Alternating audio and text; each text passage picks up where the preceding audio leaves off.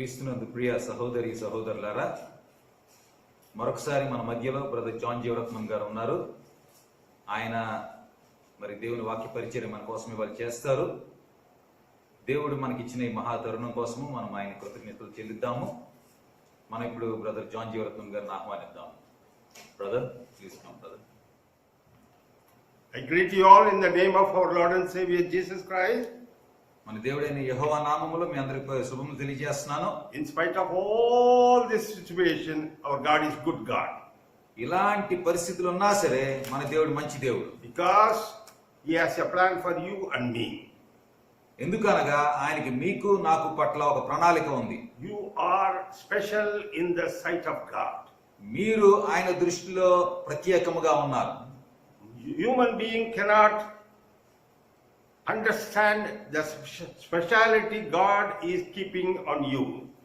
మానవులుగా ఆయన మనకి ప్రత్యేకించిన విషయాలను మనం గ్రహించలేము. Today we are going to see in detail how God has chosen you, sanctified you and preserving you.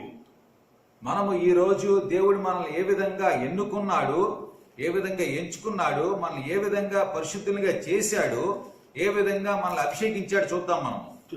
Please turn with me book of Jude. యూదా గ్రంథం చూద్దాము. Book of Jude has only one chapter. యూదా గ్రంథానికి ఒకే ఒక అధ్యాయం ఉంది. And it is believed that it has been written by, he was not an apostle, he was a believer like you and me. ఆయన అపోస్తలుడు కాదు, ఆయన మీలాగా నాలాగా ఒక విశ్వాసి. But he was the brother of James. That's what he is mentioning in his epistle. ఆయన రాసిన ఉత్తరములో ఆయన చెప్తున్నది ఏంటంటే, ఈ యూదా యాకోబు యొక్క తమ్ముడుగా లేదా బ్రదర్ గా చెప్తున్నారు. Who is this James and Jude? They were the brothers of Jesus Christ. ఈ యాకోబు యూదా ఎవరో? యేసుక్రీస్తు వారి తమ్ముళ్ళు. That means they were the children of Mary and Joseph. అంటే ఏంటంటే వీరిద్దరూ కూడా మేరీకి యోసేపుకి పుట్టిన కుమారులే. And the history says these brothers never believed Jesus Christ when he was on the earth. చరిత్ర ఏం చెప్తోందంటే ఈ ఇద్దరు సహోదరులు కూడా యేసుక్రీస్తు వారిని ఆయన ఈ లోకంలో ఉన్నప్పుడు నమ్మలేదు. And after his death and resurrection, they started having faith on Jesus Christ. యేసుక్రీస్తు వారు చనిపోయి పునరుద్ధానం చెందిన తర్వాత వారికి యేసుక్రీస్తు వారి మీద విశ్వాసం వచ్చింది. That is the reason the first verse says that he was not having the courage to call Jesus as his brother. He was calling himself as the bond servant of Jesus Christ. అందుకే మనం గమనించినట్లయితే ఈ ఉత్తరము ఈ అధ్యాయం మొదట్లోనే చూసినట్లయితే యేసుక్రీస్తు వారి సహోదరునిగా చెప్పుకోవడానికి ధైర్యం చాకలేదు అతనికి. చాలకుండా ఏం చెప్తున్నాడు? దాసుడు అన్న మాట చెప్తున్నాడు. See, the verses start like this. Jude, a bond servant of Jesus Christ and brother of James. మనం చూసినట్లయితే యేసుక్రీస్తు దాసుడును యాకోబు సహోదరుడునైన యోదా అని చెప్తున్నాడు. See, after the resurrection of Jesus Christ, and maybe after the pouring out of the Holy Spirit, their eyes were opened, their mind has changed. బహుశా యేసుక్రీస్తు వారు పునరుద్ధానం చెందిన తర్వాత వీరందరి మీద కూడా పరిశుద్ధాత్మ యొక్క అభిషేకం వచ్చిన తర్వాత అప్పుడు వారి ఆధ్యాత్మికమైన కళ్ళు తెరవబడి ఉంటాయి. See, as a human being, we could understand how they could refuse to accept Jesus Christ, then how they could on the later part accept him as their Lord and Savior. మానవులుగా మనం అర్థం చేసుకోవచ్చు. మొదటగా ఆయన మరి దేవునికి అంగీకరించకపోవటము, దాని తర్వాత అంగీకరించడం అనేది మనం అర్థం చేసుకోగలము. See, the birth of Jesus Christ was a question mark to them. యేసుక్రీస్తు వారి జననము వారికి ఒక ప్రశ్నగా ఉండింది. And his behavior and all his teachings were something against the law. యేసుక్రీస్తు వారి పరిచర్య అవనివ్వండి, ఆయన మాట్లాడే పద్ధతి అవనివ్వండి, ఆయన జీవన శైలి అవనివ్వండి, కానీ అంతా ఆ మోషే చట్టాలకి విరుద్ధంగా ఉండింది. And all his miracle working would have created a spirit of jealousy. యేసుక్రీస్తు వారు చేస్తున్న అద్భుతాలన్నీ కూడా చూసి వీళ్ళలో ఒక విధమైన ఈర్ష్య కూడా వచ్చి ఉండొచ్చు. So they didn't have a cordial, good relationship. వారికి యేసుక్రీస్తు వారితో సత్సంబంధాలు ఉండలేదు. But the death of Jesus Christ brought a understanding, and the resurrection of Jesus Christ brought a complete salvation in their life. కానీ యేసుక్రీస్తు వారు చనిపోవడం ద్వారా వారికి అర్థమైంది, అదే విధంగా ఆయన పునరుద్ధానం చెందిన తర్వాత వీరు కూడా రక్షణ పొందారు. And the second verse says that to those who are called, sanctified by God the Father and preserved in Jesus Christ. మనము ఆ 1వ వచనము 2వ భాగం నుండి కూడా చదివినట్లయితే, తండ్రి అయిన దేవుని యందు ప్రేమింపబడి యేసుక్రీస్తునందు భద్రము చేయబడి పిలువబడిన వారికి శుభమని చెప్పి రాయునది. Today I am going to talk about your calling, my calling, your justification or sanctification, and how God is preserving you and me today. మిమ్మల్ని నన్ను ఆయన ఏ విధముగా ఎన్నుకున్నాడు, మిమ్మల్ని నన్ను ఆయన ఏ విధంగా పిలిచాడు, అదే విధంగా మిమ్మల్ని నన్ను కూడా ఏ విధంగా ఆయన పరిశుద్ధులుగా చేశాడో మనం చూద్దాం. Hallelujah. Hallelujah. See, calling is nothing but the eyes of the people are opened from darkness to light. ఇక్కడ పిలువబడటం అంటే ఏంటంటే మనుషుల యొక్క కళ్ళు చీకటి నుండి వెలుగులోకి తెరవబడతాం. Without Jesus Christ, dear brothers and sisters, make it sure that you are in darkness. యేసుక్రీస్తు వారు మన జీవితంలో లేకుండా మనము చీకట్లోనే ఉన్నామన్న విషయం గ్రహించాలి. Spiritually, you are blinded people. ఆధ్యాత్మికంగా మనం గుడ్డివారిగా ఉన్నాము. You need the light of God so that you could understand what is the plan of God. దేవుని యొక్క వెలుగు మనకు వస్తేనే ఆయన యొక్క ప్రణాళిక ఏంటో మనకు అర్థమవుతుంది. And number 1, number 2, you should be released from the power of Satan and you should join with the God's plan. రెండో విషయం ఏంటంటే సాతాను యొక్క బంధకాల నుండి మనం విముక్తి కలిగి దేవుని యొక్క ప్రణాళిక ప్రకారం మనం నడుచుకోవాలి. And for that all your sins should be forgiven. అది జరగాలంటే మన పాపాలన్నీ కూడా క్షమింపబడాలి. And you must have the assurance that you have inherited the eternal life. మనకి నిత్య జీవం పొందామన్న ఆ నమ్మకం కూడా మనకు ఉండాలి. This is the salvation plan program of God in your life, in my life. నీ జీవితంలో నా జీవితంలో రక్షణకు సంబంధించిన ప్రణాళిక ఇదే. Let us go through in detail how God is planning our salvation. ఏ విధముగా దేవుడు మన రక్షణని ఆలోచిస్తున్నాడో మనము చూద్దాం. Turn with me, book of Ephesians, 1st chapter. ఎఫెసీయులకు రాసిన పత్రిక 1వ అధ్యాయం చూద్దాము. Ephesians 1:4 very clearly says, just as he chose us in him before the foundation of the world, that we should be holy and without blame before him in love. ఎఫెసీయులకు రాసిన పత్రిక 1వ అధ్యాయం 4వ వచనం చదువుదాము. ఎట్లనగా తన ప్రియుని యందు తాను ఉచితముగా మనకు అనుగ్రహించిన తన కృపా మహిమకు కీర్తి కలుగునట్లు తన చిత్త ప్రకారమైన దయా సంకల్పము చొప్పున యేసుక్రీస్తు ద్వారా తనకు కుమారులునిగా స్వీకరించుటకై మనలను ముందుగా తన కోసము నిర్ణయించుకొని. Yes. Our choice, our selection is not when I came to Oman or you came to Oman. మనము ఆయనకి ఎన్నుకోబడతాము లేదా మనల్ని ఆయన ఎన్నుకుంటాము అనేది మీరు నేను ఈ దేశానికి రాకముందు వచ్చిన తర్వాతే జరిగిందని కాదు. The word of God says that our choice is before the foundation of the world.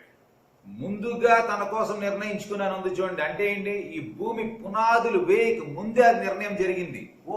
What is the meaning of this? Before the foundation of the world, I have been chosen. ఈ లోకము పునాదులు వేయక ముందే ఆయన ఎన్నుకున్నాడంటే ఏంటి? అర్థం ఏంటి? God knew me before the foundation of the world. అంటే ఈ దేవుడు నన్ను ఈ లోకం యొక్క పునాదులు వేయక ముందే తెలుసుకున్నాడు. God knew my name before the foundation of the world. ఈ లోకం పునాది వేయక ముందే ఆయనకి నా పేరు తెలుసు.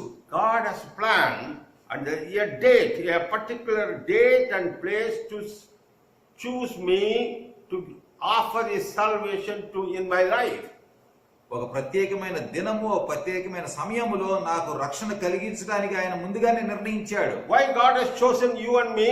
ఆయన ఎందుకు మిమ్మల్ని నన్ను ఎన్నుకున్నాడు? The plan of God is that we should be holy in front of Him.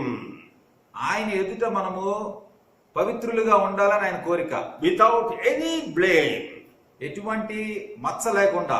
Any human being can be without any blame and holy. ఎటువంటి తప్పు లేకుండా, ఎటువంటి నింద లేకుండా పవిత్రులుగా ఏ మానవుడని ఉండగలడా? That is the requirement of God, that man should be without any blame, without any fault, and be holy in His sight. ఆయన దృష్టిలో మనము నిర్దోషులుగాను పరిశుద్ధులుగాను ఉండాలని ఆయన కోరిక. So God sent His Son Jesus Christ so that His precious blood can wash all my sins. కనుకనే దేవుడు ఆయన కుమారుణ్ణి యేసుక్రీస్తు వారిని లోకంలోనికి పంపించి ఆయన రక్తము ద్వారా మన పాపాలన్నీ కూడా కడిగివేయబడాలని పంపించాడు ఆయన. Not because of my effort, my doing something, so that all my sins can be washed away, I can become holy in the sight of God. నా గొప్పతనం వల్ల కాదు కానీ నా ప్రయత్నం వల్ల అలాగా నేను దేవుని ఎదురుగా పరిశుద్ధులు కావటం కాదు అక్కడ. It is God's plan. He has sent His Son as a remedy for this big problem. ఆయన కుమారుణ్ణి ఇక్కడికి ఈ సమస్య నుండి, ఈ లోకం యొక్క పాపము నుండి అందరిని రక్షించడానికి పంపించాడు. After washing all my sins, after washing all my iniquities, God has a plan to adopt me and you as His children. మనల్ని ఆ విధంగా మన పాపాలన్నింటినీ కూడా కడిగివేసిన తర్వాత మిమ్మల్ని నన్ను ఆయన యొక్క కుమారులనిగా కుమార్తెలునిగా చేసుకోవాలని ఆయన కోరిక. See, now God has only one relationship, father and children. ఇప్పుడు దేవునికి ఉన్నది ఒకే ఒక్క సంబంధము, తండ్రి పిల్లలు. When you go in front of God, He will see that are you His son or daughter or not. ఆయన సన్నిధికి మనం వెళ్ళినప్పుడు ఆయన చూసేదల్లా మనం ఆయన యొక్క కుమారునిగా ఉన్నామా కుమార్తెగా ఉన్నామా లేదా అని చూస్తాడు ఆయన. See, his own brother Jude understood this and he wants to give more emphasis for this basic principles. ఆయన తమ్ముడైన యోధా అది అర్థం చేసుకుని దాని మీద ఎక్కువగా మనకి విషయం చెప్తున్నాడు. God called me, దేవుడు నన్ను పిలిచాడు, sanctified me, నన్ను పరిశుద్ధంగా చేశాడు, and preserving me in Jesus Christ. యేసుక్రీస్తునందు నన్ను భద్రపు చేస్తున్నాడని చెప్తున్నాడు. What a wonderful truth he wants to give you and me. ఎంత మంచి సత్యాన్ని మీకు నాకు తెలియజేయాలనుకుంటున్నాడు. See, Romans 8th chapter verses 29. రోమీయులకు రాసిన పత్రిక 8వ అధ్యాయం 29వ వచనం చూసినట్లయితే, For whom He foreknew, He also predestined to be conformed to the image of His Son, that He might be the firstborn among many brethren.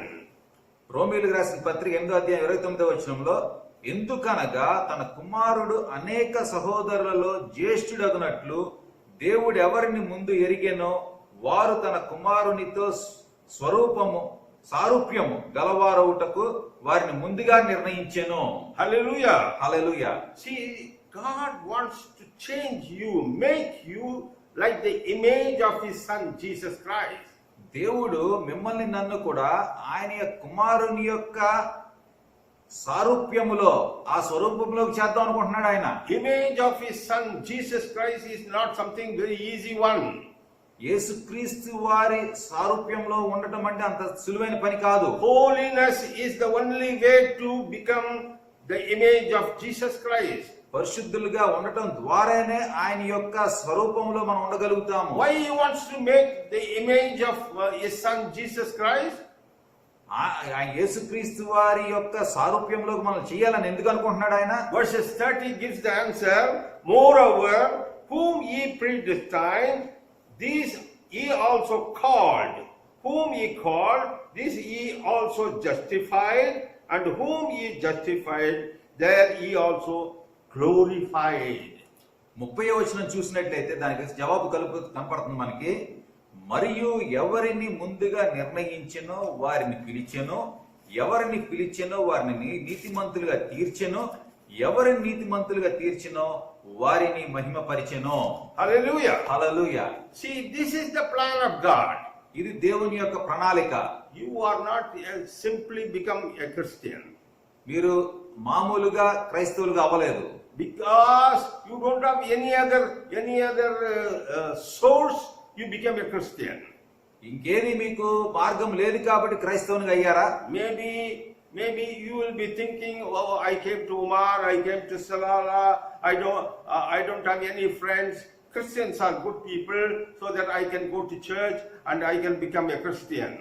బహుశా మీరు అనుకోవచ్చు, నేను మా ఒమాన్కి వచ్చాను, సలాలాకి వచ్చాను, ఇక్కడ నాకు ఎవరు స్నేహితులు లేరు, మరి క్రైస్తవులు కొంచెం మంచివారికి ఉన్నారు, వాళ్ళతో పాటు నేను గుడికి వెళ్ళొచ్చు, వారితో నేను వెళ్ళి నేను కూడా క్రైస్తవునిగా అవ్వచ్చు అనుకోవచ్చు. No, you are known by God, you are chosen by God even before the foundation of the world.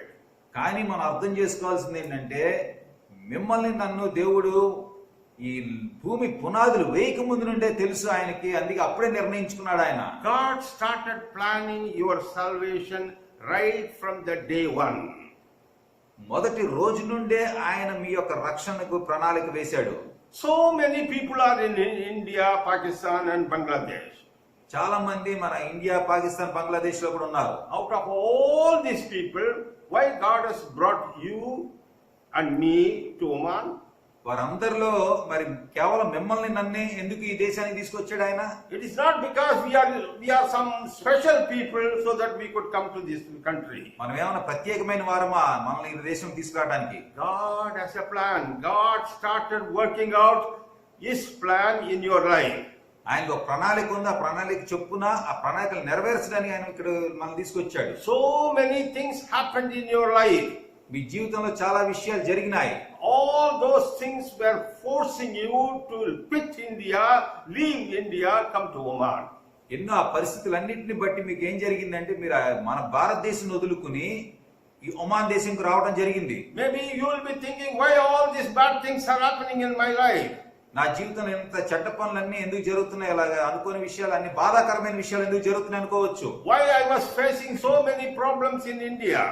మా ఇండియా దేశంలో, భారతదేశంలో ఎందుకు నేను ఇన్ని సమస్యలను ఎదుర్కొంటూ ఉండాను? So that a door is opened, you could come out of India and reach Oman. అలా జరగడం ద్వారా మీకు ఒక ద్వారం తెరవబడి మీరు ఆ ద్వారం ద్వారా ఒమాన్కి రాగలిగారు. I can very confidently say that but for coming to Oman, I would not have the salvation experience. నా విషయంకి వచ్చేటికి నేను ఒమాన్కి రావటం వల్లే రక్షణ అనేది నాకు కలిగింది. And in India, I was facing a lot of problems. నేను భారతదేశంలో చాలా ఇబ్బందులు పడుతూ ఉండాను. God miraculously opened the doors to come to Oman. అద్భుత రీత్యా ఆయన ద్వారాలు తెరిచి నేను ఒమాన్కి వచ్చి ఏర్పాటు చేశాడు. And here, when I came to Oman, dear brothers and sisters, you won't believe, being a Christian,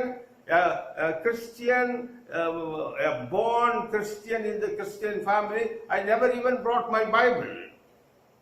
ప్రియ సహోదరి సహోదరులారా, మీరు అర్థం చేసుకోవాలి, నేను ఒమాన్ దేశానికి వచ్చేటికి నేను పుట్టింది క్రైస్తవ ఇంట్లో పుట్టినా సరే, ఆ కుటుంబంలో పుట్టినా సరే, ఒమాన్కి వచ్చేటప్పుడు నేను బైబిల్ తెచ్చుకోలేదు, పరిశుద్ధ గ్రంథాన్ని తెచ్చుకోలేదు. Because my idea is I should go out of India, make more money.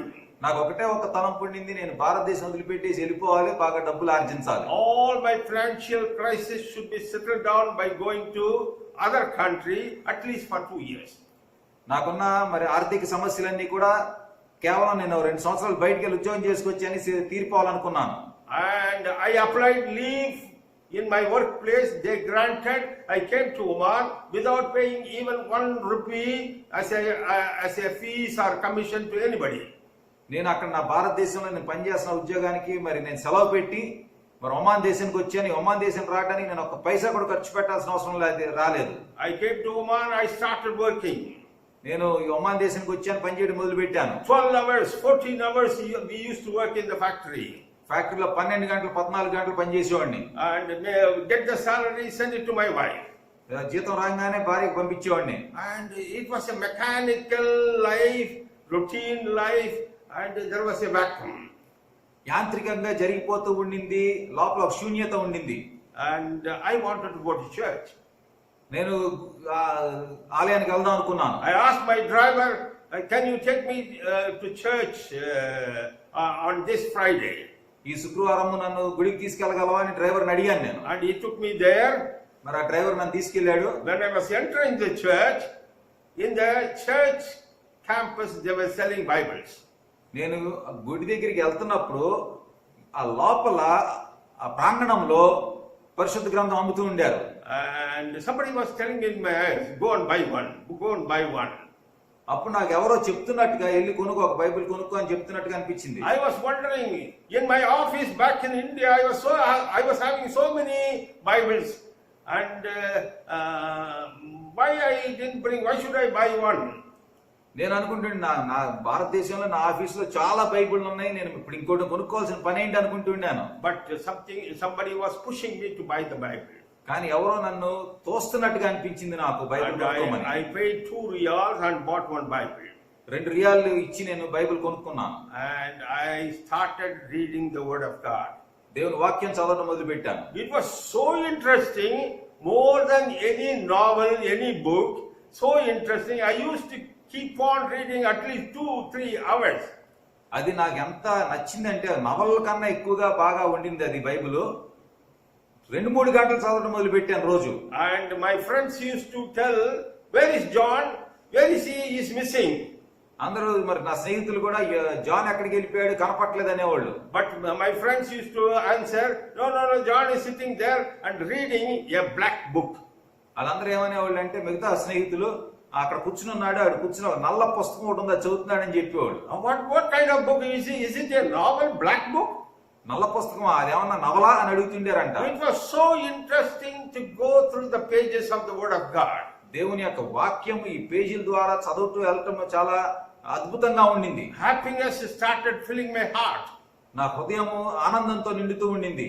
So God started working His salvation in my life. ఆ విధముగా దేవుడు ఆయన యొక్క రక్షణ మార్గాన్ని నా జీవితంలో చేయటం మొదలు పెట్టాడు. A day has come. ఒక రోజు వచ్చింది.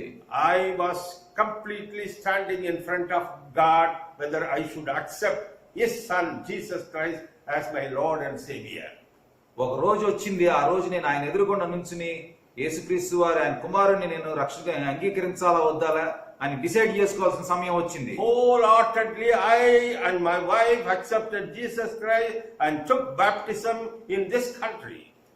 నేను నా భార్య ఇద్దరం కూడా మనస్ఫూర్తిగా యేసుక్రీస్తు వారిని మా రక్షకునిగా అంగీకరించి ఈ దేశంలో మేము బాప్తిసం తీసుకున్నాం. That was my calling. అది నాకు పిలుపు. And we believe that all our sins are forgiven. మా పాపాలన్నీ కూడా క్షమించబడి అని మేము నమ్ముతున్నాం. Even today we are kept in this country, preserved in this country to glorify His name. ఈ రోజు వరకు కూడా మేము మమ్మల్ని ఈ దేశంలో ఉంచింది, ఈ దేశంలో ఎంతకాలం కాపాడుతూ వచ్చింది కూడా ఆయనకు మహిమ కలగాలి కనుకనికే. Definitely this will be your experience. మీ యొక్క అనుభవం కూడా ఇదే అయి ఉంటది. God is working a wonderful plan in your life. దేవుడు మీ జీవితంలో చాలా మంచి ప్రణాళిక వేస్తున్నాడు, అది నెరవేరుస్తున్నాడు. And I will show a wonderful passage in the book of Acts. అపోస్తల కార్యంలో చాలా మంచి వాక్యం మీకు చూపిస్తాను. How God is working the salvation plan with the different kinds of people. రకరకాల మనుషులతో ఆయన ఏ విధంగా ఆయన యొక్క రక్షణ ప్రణాళిక నెరవేరుస్తున్నాడు చూద్దాం. Here,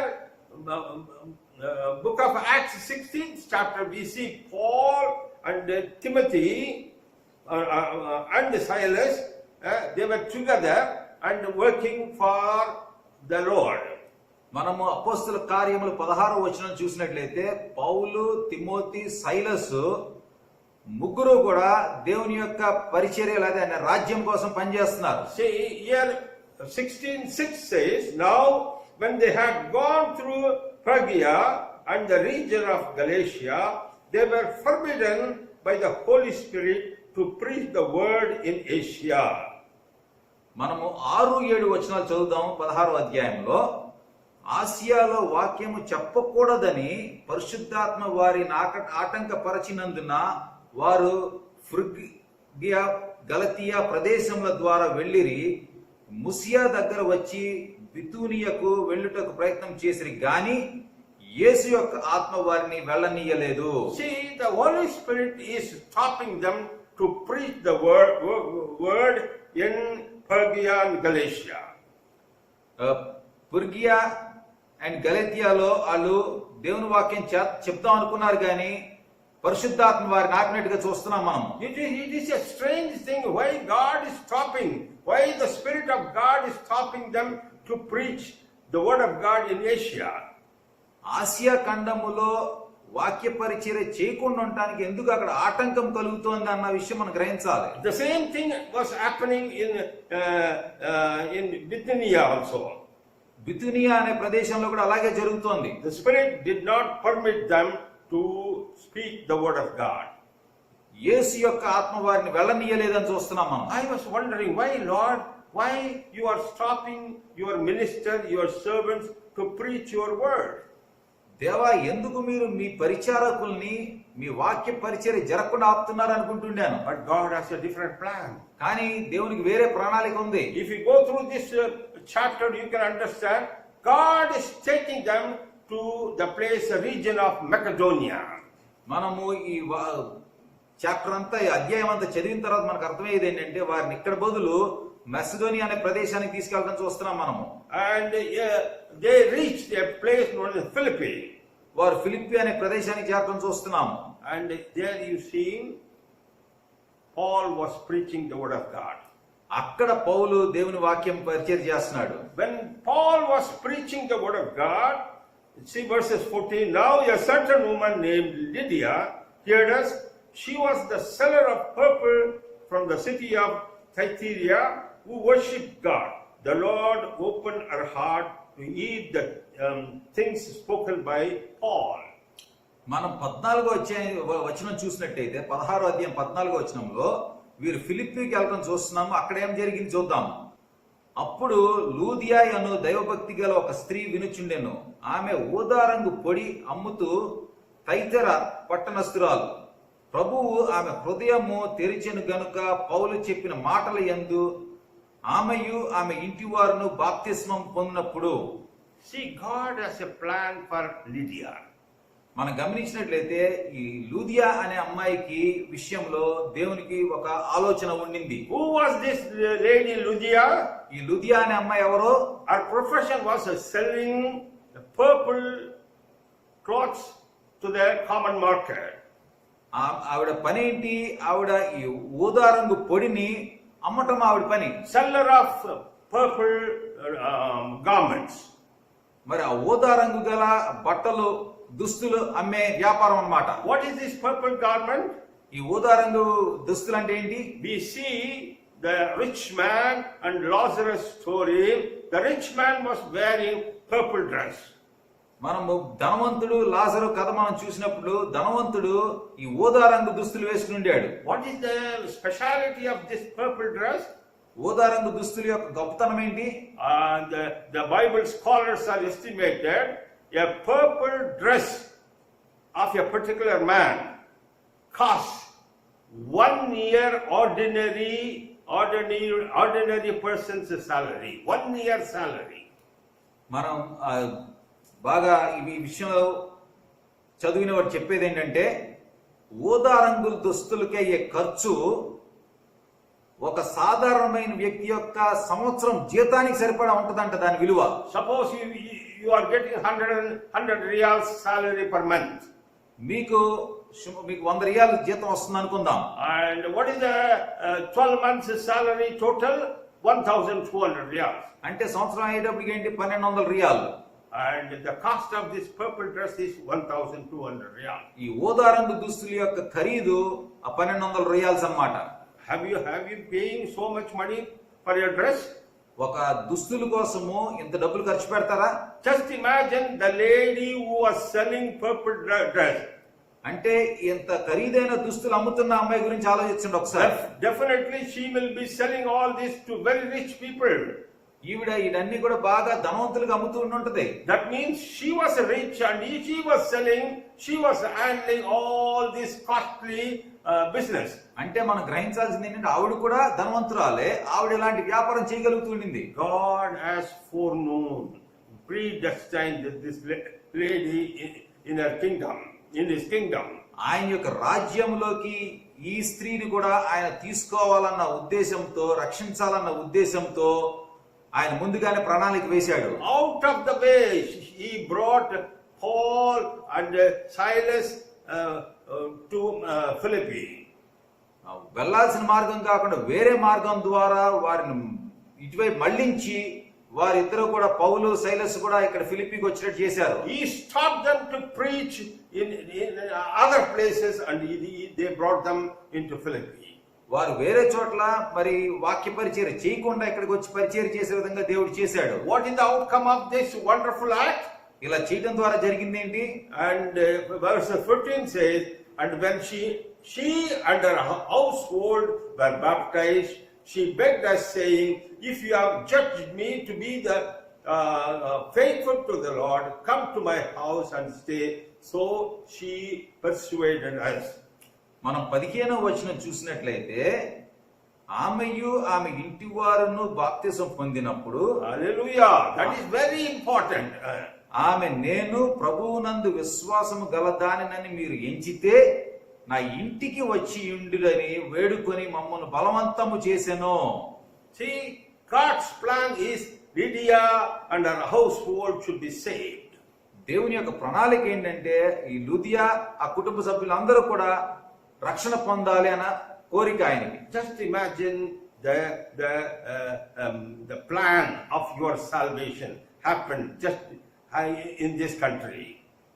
అదే విధముగా మీకు కూడా ఈ దేశంలోనే మీరు రక్షణ పొందే విధంగా జరిగి ఉండొచ్చు. When you came to Oman, మీరు ఈ ఒమాన్ దేశంకి వచ్చినప్పుడు you were maybe in darkness. మీరు చీకట్లో ఉండొచ్చు. But God started working because He has chosen you before the foundation of the world. మిమ్మల్ని భూమి పునాదులు వేయక ముందే ఆయన ఎన్నుకున్నాడు కనుక ఆయన మీ రక్షణ మార్గం ఇక్కడ ఆలోచించాడు. He started working out so that all the doors were opened so that you will listen, you will hear the word of God and accept it. అన్ని ద్వారాలు తెరిచి మీరు ఆ దేవుని యొక్క వాక్యము వినే విధముగా ఆయన చేశాడు. ఆ వాక్యం మీరు అర్థం చేసుకునే విధంగా ఆయన చేశాడు. Being a rich lady, she never told that, okay, I accept all your teachings, you stay with me. సరే, నేను అంతా మీరు చెప్పినంత వింటున్నాను, నేను విన్నాను, నమ్ముతున్నాను, నేను అందుకే మా ఇంట్లో ఉండండి మీరు అని చెప్పట్లా. But she made it a point that she and her household, entire household, accept and baptized by the servants of God. మనం గమనించినట్లయితే ఆవిడ కుటుంబం అంతా కూడా దేవుణ్ణి అంగీకరించి బాప్తిసం తీసుకున్నారు. Hallelujah. Hallelujah. Many people accept Jesus Christ because they think that he is a deliverer from all their problems, sickness. చాలా మంది యేసుక్రీస్తు వారిని ఎందుకు అంగీకరిస్తారంటే ఆయన వారి యొక్క సమస్యల్ని తొలగించేస్తాడని, అస్వస్థతను తొలగించేస్తాడని నమ్ముతారు. But that was not the plan of God. కానీ అది దేవుని యొక్క ప్రణాళిక కాదు. God wants to make you and me as his own children. కానీ ఆయన ఉద్దేశం ఏంటంటే మిమ్మల్ని నన్ను ఆయన సొంత పిల్లలుగా చేద్దాం అనుకుంటున్నాడు. And he wants to call you my daughter, my son. మిమ్మల్ని నన్ను నా కుమారుడా, నా కుమార్తె అని పిలవాలనుకుంటున్నాడు. He wanted to see you as a holy, sanctified person. పరిశుద్ధమైన వ్యక్తిగా చూడాలనుకుంటున్నాడు ఆయన. He wanted to see you that you are preserved by him. ఆయన ద్వారా మీరు భద్రత కలగాలి, భద్రపరచబడాలని ఆయన కోరుకుంటున్నాడు. Lydia fulfilled the plan of God. Lydia దేవుని యొక్క ఉద్దేశాన్ని, చిత్తాన్ని నెరవేర్చింది. So in the same chapter we see one more illustration. ఇదే అధ్యాయంలో ఇంకో కూడా మనం చూస్తున్నాం. And in India we see thugs, tough people. మన దేశంలో చాలా గట్టి వారిని చూస్తాం, రౌడీలు అని చెప్పచ్చు, అలాంటి వాళ్ళని చూస్తాం మనం. Okay. See, in those days, the government was not handling the prisons. ఆ కాలంలో ప్రభుత్వాలు ఈ జైళ్ళని నడిపించడం ఉండలేదు. If the government wanted to put somebody in the jail, ఎవరినన్నా వారు చెరసాల్లో వేయాలనుకుంటే there were people running private jails, private prisons. ఆ కాలంలో మరి ఈ చెరసాలని నడిపించేవారు విడిగా ఉండారు. And they were thugs. They were the strong people, or as brother said, rowdies. మనం గమనించినట్లయితే అలాంటి నడిపిస్తున్నారు అంటే ఏంటి, వాళ్ళు ఎలాంటి వాళ్ళు మనం ఊహించుకోవచ్చు. వాళ్ళు బాగా గట్టిగా ఉన్న వాళ్ళు అనొచ్చు, రౌడీలు అని చెప్పొచ్చు మనం. Because they can beat people. ఎందుకంటే వాళ్ళు మనుషులు కొట్టగలరు. And they can put them inside the prison. ఎలాంటి వాడినన్నా వారు చెరసాలలో పెట్టగలుగుతారు. See, now we see one more situation. Verses 16 onwards, they had an encounter with a girl. Paul and Silas, they had an encounter with a girl. మనము 16వ వచనం నుండి చూసినట్లయితే ఒక మరి ఆ పౌలుకిను సైలస్కి ఒక ఆడపిల్ల కనపడుతుంది. And who was this girl? Possessed by a demon. ఈ ఆడపిల్ల ఏంటంటే అపవాదిచే బంధింపబడిన ఆడపిల్ల. And she was always following Paul and Silas wherever they were going. Paul Silas ఎక్కడికి వెళ్తున్నా సరే ఈ అమ్మాయి కూడా వెళ్తూ ఉండింది. Verse 16 says, now it happened as we went to prayer that a certain slave girl possessed with a spirit of divination met us, who brought her masters much profit by fortune telling. మనం 16వ వచనం చూసినట్లయితే, మేము ప్రార్థనా స్థలమునకు వెళ్ళుచుండగా దయ్యము పట్టినదై సోదె చెప్పుట చేత తన యజమానులకు బహులాగము సంపాదించుచున్న ఒక చిన్నది మాకు ఎదురుగా వచ్చెను. Be careful. Any fortune telling is from that demon, devil. మనం గ్రహించాల్సింది ఏంటంటే భవిష్యత్తు చెప్పటము లేకపోతే సోది చెప్పడం ఉంది చూడండి, అలాంటిది ఏంటంటే సాతాను దగ్గర నుండి వస్తున్నదే. People will say, show me your hand. చాలా మంది చెప్పొచ్చు, మీ చేయి చూపించండి అని. And I will tell you what will happen in your future. మీ భవిష్యత్తులో ఏమవుతుందో చెప్తానంటారు. Please make sure that is devil is a evil. అది అపవాది దగ్గర నుండి వస్తున్న అనే విషయం మీరు మర్చిపోవద్దు. Look at this slave girl. She was possessed by the demon and she was making money, good money for her masters. గమనించినట్లయితే ఇక్కడ ఈ చిన్నపిల్ల దయ్యము పట్టినదై ఈ సోది చెప్పుడు ద్వారా ఏమవుతుంది, ఆ యజమానులకు బాగా డబ్బులు వస్తుండిని.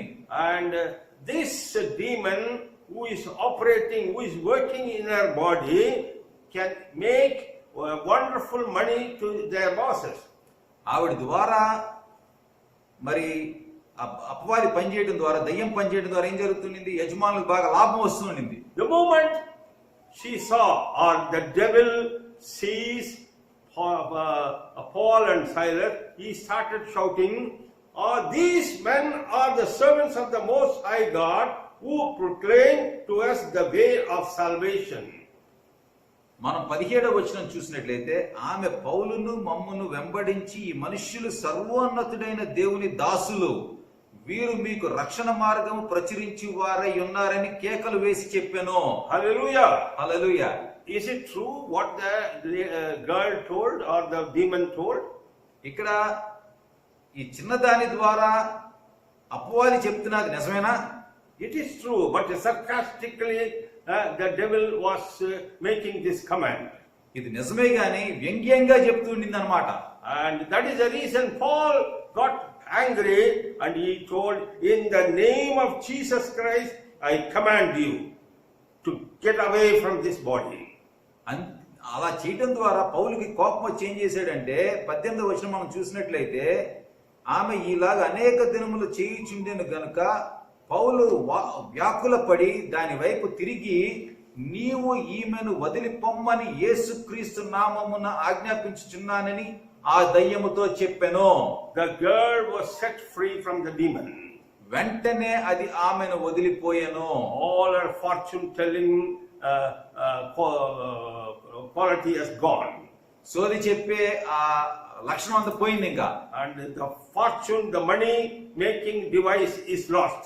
ఇప్పుడు యజమానికి ఏం జరిగింది? ఈ అమ్మాయి ద్వారా లాభం రాకలా. And they got angry. యజమాని కోపం వచ్చింది. You know the story, they handed over Paul and Silas to the magistrate, they beat them, they put them in the jail. మనకు తెలుసు ఆ పౌల్ని సైలస్ ని వారు న్యాయాధిపతులకు అప్పచెప్పారు, అక్కడ ఆయన కొట్టారు, అన్ని చేశారు, చెరసాల్లో పడేశారు. Now the jailer comes in the picture. ఇప్పుడు ఆ జైలు అధికారి, ఆ చెరసాల అధికారి మనకి దృశ్యంలోకి వస్తున్నాడు. And he put them inside the jail, inner jail. చెరసాల లోపల పెట్టేసి ఉండొచ్చు కూడా. And he put all sort of locks and so that they cannot escape. అన్ని మరి బంధకాలు వేసేసి వాళ్ళు తప్పించుకునే వీలు లేకుండా చేసి ఉంటాడు. And verses 25 says, but at midnight Paul and Silas were praying and singing hymns to God, and the prisoners were listening to them. 25వ వచనం చూసినట్లయితే, అయితే మధ్యరాత్రి వేళ పౌలును శీలయు దేవునికి ప్రార్థించుచు కీర్తనలు పార్చుండిరి, ఖైదీలు వినుచుండిరి. This prisoner might have beaten and he might have taken their life into task and put them inside. ఈ చెరసాల అధికారి వీళ్ళని బాగా కొట్టి ఉంటాడు, కొట్టి తీసుకెళ్లి లోపల పడేసి ఉంటాడు. As I told you, it was a private prison. See, all these prisoners are paid for by the authorities. మరి మనం గమనించాల్సింది ఏంటంటే ఆ చెరసాల అనేది ప్రభుత్వ చెరసాల కాదు, వేరే వాళ్ళు నడిపిస్తూ ఉండారు, ప్రైవేట్ గా నడిపిస్తూ ఉండారు. మరి ప్రభుత్వం వీళ్ళకి డబ్బులు ఇస్తూ ఉండేది అనమాట. The more you beat the prisoners, the more money you get it. మీరు ఎంత చెరసాల్లో ఉన్నా మరి ఖైదీని కొడతారో అంత ఎక్కువ డబ్బులు వస్తాయి. So we see that Paul and Silas were beaten more. మరి పౌలు శీలకు కూడా బాగా దెబ్బలు తగిలినాయి. And in spite of all their beatings, they were singing songs, praising God and worshiping God. ఎంత జరిగినా సరే మనం చూస్తున్నది ఏంటి? వారు ప్రార్థించుచుండారు, కీర్తనలు పాడుచుండారు. And suddenly what happened, verses 26? There was a great earthquake, so that the foundation of the prison were shaken, and immediately all the doors were opened, and everyone's chains were loosed. 26వ వచనం చూసినట్లయితే, అప్పుడు అకస్మాత్తుగా మహాభూకంపం కలిగెను, చెరసాల పునాదులు అదరెను, వెంటనే తలుపులన్నీ తెరుచుకొనెను, అందరి బంధకములు ఊడెను. Not only Paul and Silas, all the prisoners were set free. పౌలు శీల మాత్రమే కాదు, అందరు ఖైదీల యొక్క బంధకాలు విడిపించబడినాయి. And all the doors were opened. అన్ని ద్వారాలు తెరవబడినాయి. Now prisoners can escape and run away. ఇప్పుడు ఖైదీలందరూ కూడా పారిపోవచ్చు కావాలంటే. And immediately the jailer got up and he started looking. Everything was opened. వెంటనే మనం చూసినట్లయితే ఈ చెరసాల అధికారి లేచి అన్ని తలుపులు తీసుకున్నాయని చూశాడు. So the moment he saw everything is open, he planned to kill himself. అతనంతా చూసి ఏమనుకున్నాడు? ఖైదీలు కూడా పారిపోయి ఉంటారు అనుకునేంటి, సొంతం చంపేసుకుందాం అనుకున్నాడు. Why he wanted to kill himself? ఎందుకు చంపుకుందాం అనుకున్నాడు? Because the next day the government people will come and ask for the prisoners. రెండో రోజు ప్రభుత్వం వారు వచ్చి ఖైదీలు ఎక్కడ ఉన్నారని అడుగుతారు. If the prisoners are not there, the government will kill him. చెరసాల ఖైదీలు లేకపోతే ప్రభుత్వం వారు ఇతను చంపేస్తారు. Before that he wanted to kill himself. దానికన్నా ముందు ఆయన సొంతం చంపేసుకుందాం అనుకున్నాడు. Verses 28 says, but then Paul called with a loud voice saying, do yourself no harm, for we are all here. 28వ వచనం చూసినట్లయితే, అప్పుడు పౌలు, నీవు ఏ హానియు చేసుకొనవద్దు, మేమందరము ఇక్కడనే ఉన్నామని బిగ్గరగా చెప్పెను. The prisoner might have puzzled, wondered how all these prisoners are still inside the jail. ఈ అధికారికి ఆశ్చర్యం కలిగి ఉండొచ్చు, వీళ్ళందరూ ఖైదీలు ఇంకా చెరసాల్లోనే ఎలా ఉన్నారు? Chains are loosened, మరి బంధకాలన్నీ విడిపింపబడినాయి, doors are open, తలుపులు తీసున్నాయి, they are supposed to run away. వీళ్ళందరూ పారిపోయి వెళ్ళిపోవాలి. Why these people are here? ఇంకా వాళ్ళు ఇక్కడ ఎందుకు ఉన్నారు? He was so in total confusion. అంత అసలు అయోమయ గతిలో ఉండాడు అతను. And of course, he was listening all the songs Paul and Silas were singing and how they were worshipping the living God. అని మనం గమనించాల్సింది బహుశా పౌలు శిల ఏ విధంగా పాటలు పాడుతుండారు, కీర్తనలు పాడుతుండారు, దేవుని కొనియాడుతుండారు, ప్రార్థిస్తుండారు, వింటూ ఉంటాడు. And that too, it was up to the midnight they were doing that. అది కూడా చూసినట్లయితే మధ్యరాత్రి వరకు పాడుతుండారు వాళ్ళు. Now this man came in front of Paul and Silas. ఇప్పుడు గమనించినట్లయితే ఈ అధికారి పౌలు దగ్గరికి శిల దగ్గరికి వచ్చాడు. A prisoner kneeling down and trembling in front of Paul and Silas. Jail అధికారి పౌలు శిల ఎదురుకుండా మరి వణుకుతున్నాడు. Verses 30 says, the prisoner was asking, sirs, what must I do to be saved? మనము అపోస్తల కార్యములు 16వ అధ్యాయము 30వ వచనం చూసినట్లయితే, వారిని వెలుపలికి తీసుకుని వచ్చి అయ్యలారా రక్షణ పొందుటకు నేనేమి చేయవలెననెను. What was the answer by Paul to this question? దీనికి పౌలు ఇచ్చిన సమాధానం ఏంటి? Believe on the Lord Jesus Christ and you will be saved, you and your household. అప్పుడు పౌలు ఇచ్చిన జవాబు ఏంటంటే 31వ వచనంలో, అందుకు వారు ప్రభువైన యేసునందు విశ్వాసం ఉంచుము, అప్పుడు నీవును నీ ఇంటి వారును రక్షణ పొందుదని చెప్పి. And verses 33, the second part, immediately he and all his family were baptized. మనము 33వ వచనము రెండో భాగం చూసినట్లయితే, వెంటనే అతడును అతని ఇంటి వారందరూ బాప్తిస్మం పొందిరి. Hallelujah. Hallelujah. See, here one full family has accepted Jesus Christ and they were baptized. ఇక్కడ కూడా గమనించినట్లయితే ఒక కుటుంబం మొత్తము కూడా యేసుక్రీస్తు వారిని అంగీకరించి బాప్తిస్మం పొందారు. Lydia's family is saved. Lydia కుటుంబం మొత్తం కూడా రక్షింపబడింది. Jailer's family is saved. ఈ చెరసాల అధికారి యొక్క కుటుంబం మొత్తం కూడా రక్షింపబడింది. God is planning all the families today. ఈ రోజు కూడా కుటుంబాలన్నిటి గురించి దేవుడు ఆలోచిస్తున్నాడు. If your family is not saved today, ఈ రోజు మీ కుటుంబం గనక రక్షింపబడకపోతే look unto God. దేవుని వైపుకు చూడండి. I and my household will serve you, Lord. నేను నా కుటుంబం మొత్తం కూడా మేము సమర్పించుకుంటున్నాం దేవా. And all my household should accept you. నా కుటుంబ సభ్యులందరూ కూడా మిమ్మల్ని అంగీకరించాలి దేవా. Make this prayer. ఆ ప్రార్థన చేయండి. God is planning and he is very much interested in the family. దేవుడు ఈ ప్రణాళిక వేస్తున్నాడు. దేవునికి మీ కుటుంబం పట్ల చాలా ఆలోచన ఉంది. Hallelujah. Hallelujah. God calls you and me into his kingdom. దేవుడు మిమ్మల్ని నన్ను ఆయన రాజ్యంలోకి పిలుస్తున్నాడు. Romans 5th chapter, రోమీయులకు రాసిన పత్రిక 5వ అధ్యాయం చూసినట్లయితే verses 8 onwards, let me go through. After calling you and me, God demonstrates his own love towards us in that while we were still sinners, Christ died for us. Much more than having now been justified by his blood, he shall be saved from wrath through him. For if when we were enemies, we were reconciled to God through the death of his Son, much more having been reconciled, we should be saved by his life. మనము రోమీయులకు రాసిన పత్రిక 5వ అధ్యాయము 8 నుండి 10 వచనాలు చదువుదాము. అయితే దేవుడు మన ఎడల తన ప్రేమను వెల్లడిపరచుచున్నాడు. ఎట్లనగా మనకు మింకను పాపులమై ఉండగానే క్రీస్తు మన కొరకు చనిపోయెను. కాబట్టి ఆయన రక్తము వలన ఇప్పుడు నీతిమంతులముగా తీర్చబడి మరింత నిశ్చయముగా ఆయన ద్వారా ఉగ్రత నుండి రక్షింపబడుదుము.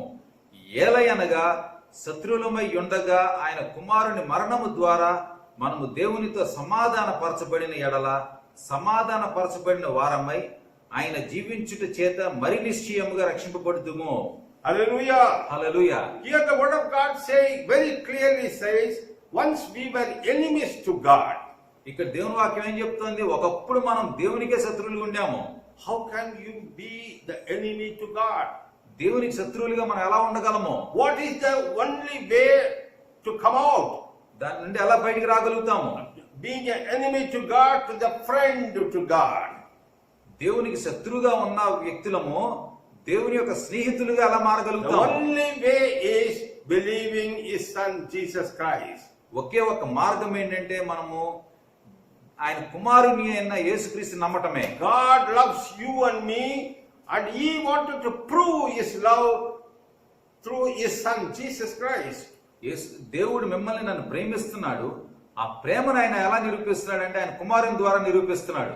God's promise is by His blood, by the precious blood of Jesus Christ, He wanted to sanctify you, justify you, or removing all your sins. యేసుక్రీస్తు వారి యొక్క రక్తము ద్వారా ఆయన మిమ్మల్ని నన్ను నీతిమంతులుగా చేద్దాం అనుకుంటున్నాడు. And if you have an enemy, you will get angry with him. మీకు ఎవరికన్నా శత్రువు ఉంటే గనక మన ఆ శత్రువు పట్ల మన కోపంగా ఉంటాం. God wanted to remove all His wrath or anger from towards you by this act, sanctifying, justifying you and me. ఆయనకి మన పట్ల ఉన్న ఉగ్రత కోపాన్ని ఆయన తొలగించడానికి మన మీద ప్రేమ పుట్టడానికి ఆయన యేసుక్రీస్తు వారిని ఉపయోగించుకున్నాడు. Moreover, He wanted to make a reconciliation. ఆయన మనతో సమాధాన పడదాం అనుకున్నాడు. Having been reconciled, we shall be saved by His life. అందుకని మనం చదివినట్లయితే ఏలయనగా శత్రువులమై ఉండగా ఆయన కుమారుని మరణం ద్వారా మనం దేవునితో సమాధాన పరచబడిన ఎడల. Yeah, reconciliation is making two parties one. సమాధాన పడటం అంటే ఏంటి? ఇరు వర్గాలు ఒక వర్గం కావటము. Jesus Christ came to this world to reconcile you and me with the living God. యేసుక్రీస్తు వారు ఈ లోకానికి రావడానికి గల కారణం ఏంటంటే మిమ్మల్ని నన్ను జీవించుచున్న దేవునితో కలపడానికి, సమాధాన పరచడానికి. Hallelujah. Hallelujah. Now we became one. There is no two parties now, only one party. ఇప్పుడు ఒక వర్గమే ఉంది, రెండు వర్గాలు కాదు. The father and the children. ఇప్పుడు కేవలం ఒకటే, తండ్రి పిల్లలు. Because of His calling and justification by the Father God, we all become the house of God. దేవుని యొక్క పిలుపు వల్ల ఆయన మనల్ని పవిత్రపరచడం ద్వారా మనం ఆయన యొక్క పిల్లలుగా అయ్యాము. We became the house of God. ఆయన యొక్క కుటుంబంగా అయ్యాం మనం. Hallelujah. Hallelujah. We belong to the house of God. మనం దేవుని యొక్క కుటుంబానికి సంబంధించిన వాళ్ళం. ఇప్పుడు In this house, my Father is God. ఈ కుటుంబంలో నా దేవుడే నా తండ్రి.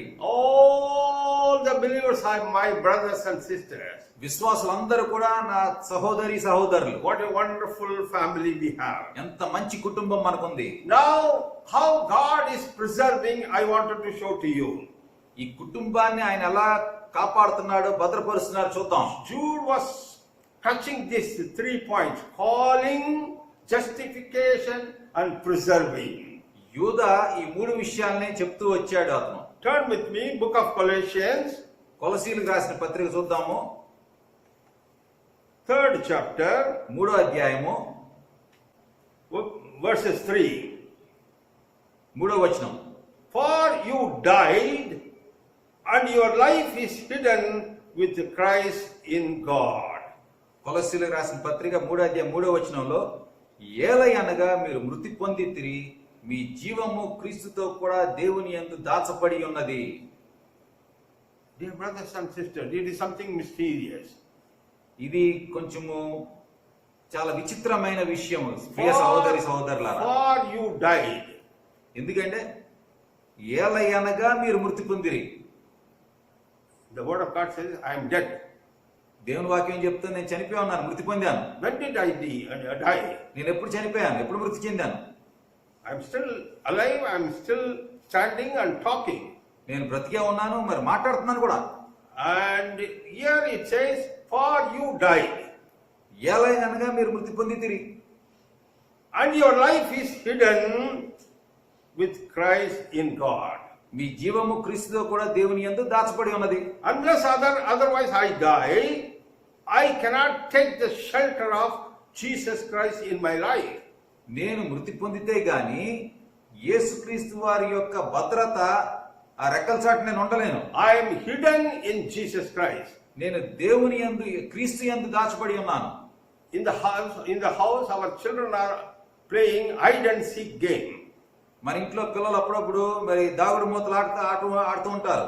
And one child has to look for all other children, those who are hiding in different places. మరి ఒక పిల్లవాడు గాని పిల్లగారు ఏం చేస్తుంది, మిగతా వాళ్ళు దాక్కున్న వాళ్ళందరినీ కూడా వెతుకుతుంది అనమాట. వెతుకుతాడు. Being grandfather, all my grandchildren are asking me to do this. నేను మరి తాతను కాబట్టి నా మనవాళ్ళు మనవరాళ్ళందరూ కూడా ఈ ఆట ఆడమంటూ ఉంటారు. Hiding is something very interesting. దాగటం అనేది చాలా ఇష్టమైన విషయము. See, here the word of God is telling that there is an hiding place. దాక్కునే లేదా దాచబడే ప్రదేశం ఒకటి ఉందని దేవుడు చెప్తున్నాడు. The best hiding place is Christ Jesus. మనం గమనించాల్సింది ఏంటంటే మనం దాచుబడిన ప్రదేశము మంచి ప్రదేశం ఏదంటే యేసుక్రీస్తు వారి దగ్గరే. Hallelujah. Hallelujah. How to go and hide in that place? ఆ ప్రదేశానికి వెళ్ళి అక్కడ మనం ఉండాలంటే అలాగా We should die. మనం మృతి చెందాలి. Hallelujah. Hallelujah. If you die, you can, being the child of God, if you decide to die, you can go and hide yourself. మనం దేవుని యొక్క పిల్లలుగా ఉన్నప్పుడు మనము మృతి చెందితే గనక ఆ నిర్ణయం తీసుకుంటే గనక వెళ్ళి యేసు దగ్గర మనం దాచబడాలి. How to hide? ఎలా దాచబడాలి? Turn with me. Romans 6th chapter, రోమీయులకు రాసిన పత్రిక 6వ అధ్యాయము verses 1 to 4. Let me read. What shall we say then? Shall we continue in sin that grace may abound? Certainly not. How shall we also die to sin, live any longer in it? Or do you not know that as many as we are baptized in Christ Jesus, we are baptized into his death? Therefore, we were buried with him through the baptism into death, that just as Christ was raised from the dead by the glory of the Father, even so we also should walk in newness of life. మనము రోమీయులకు రాసిన పత్రిక 6వ అధ్యాయం 1 నుండి 4 వచనాలు చదివితే ఏముందో మనకు అర్థమవుతుంది. అలాగైనా ఏమందుము, కృప విస్తరింపవలెనని పాపమందు నిలిచి ఉందుదుమా? అట్లనరాదు. పాపము విషయమై చనిపోయిన మనము ఇక మీదట ఎలాగూ దానిలో నివసించుదుము, జీవించుదుము? క్రీస్తు యేసులోనికి బాప్తిసం పొందిన మనమందరము ఆయన మరణంలోనికి బాప్తిసం పొందితిమని మీరు ఎరుగరా? కాబట్టి తండ్రి మహిమ వలన క్రీస్తు మృతులలో నుండి ఎలాగు లేపబడినో అలాగే మనమును నూతన జీవము పొందిన వారమై నడుచుకున్నట్లు మన బాప్తిసం వలన మరణములో పాలు పొందుటకై ఆయనతో కూడా పాతి పెట్టబడితిమి. Hallelujah. Hallelujah. We have to understand the truth out of this verse. ఈ వచనాల్లోంచి మనం సత్యాన్ని గ్రహించాలి. Many times we ask this question. After baptism, after accepting Jesus Christ, people continue their sin. చాలా సార్లు మనకు ప్రశ్న వస్తూ ఉంటది, బాప్తిసం తీసుకున్న తర్వాత కూడా చాలా మంది మరి పాపంలోనే జీవిస్తూ ఉంటారు. How can, being a Christian, he can commit this mistake? క్రైస్తవునిగా మళ్ళీ ఆ తప్పు ఎలా చేయగలుగుతున్నాడు అని అడుగుతూ ఉంటాం మనము. Brother, he has accepted Jesus Christ. సహోదరుడా, అతను యేసుక్రీస్తు వారిని అంగీకరించాడు. Still he is in the sinful life. ఇంకా కూడా పాపంలోనే నిలిచున్నాడు. How can this happen? ఇది ఎలా జరుగుతుంది? The answer is here very clearly. ఇక్కడే జవాబు ఉంది మనకి. See, we should consider that we died to sin. మనము పాపానికి మృతి చెందామన్న విషయం మనం గ్రహించాలి.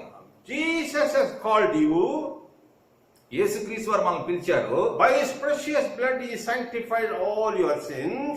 మనందరి యొక్క పాపాలని ఆయన యొక్క పరిశుద్ధమైన రక్తంతో ఆయన కడిగాడు. But it is your responsibility, my responsibility, that we should consider that I die for sin. కానీ మీకు నాకు ఉన్న ఆ రెస్పాన్సిబిలిటీ ఏంటి? మనం చేయాల్సిన పని ఏంటి? పాపానికి మనం మృతి చెందామన్న విషయం మనం గ్రహించాలి.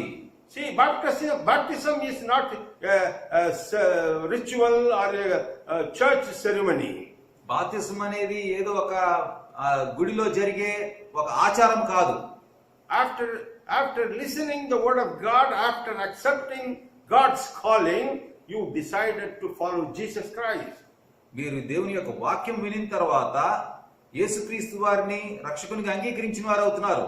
And you have to decide, make a decision that I die for sin.